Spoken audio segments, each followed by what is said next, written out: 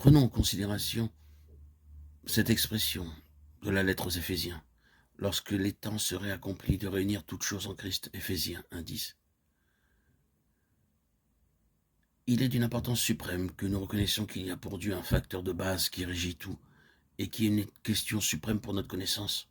C'est le caractère inclusif et exclusif de son Fils Jésus-Christ. Toutes les choses projetées et requises pour la réalisation de l'intention et du dessein divin se trouvent en et avec Christ, non seulement comme dépôt, mais tout est Christ. C'est le caractère inclusif de Christ.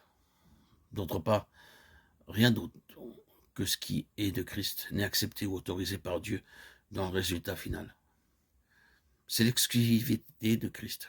Toutefois, dans sa patience et sa longanimité, dans sa grâce et sa miséricorde, Dieu peut sembler supporter beaucoup de choses qui ne sont pas de Christ, même en nous, son peuple.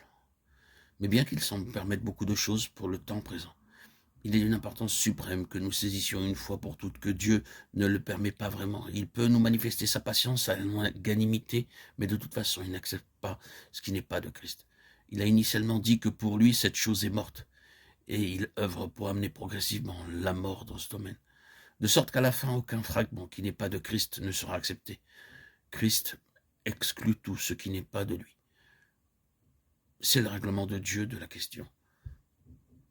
En raison de ce que nous venons juste de dire, il est de la plus haute importance pour une vraie efficacité que nous réalisions que l'Église est destinée à être ce que Christ était et est en tant qu'homme céleste.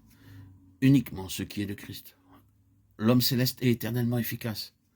Par conséquent, plus il y a de Christ, plus il y a du point de vue de Dieu de l'efficacité.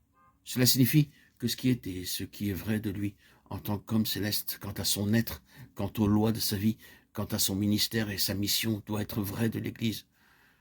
Quand nous parlons de l'Église, bien sûr, nous parlons de tous les membres comme formant l'Église.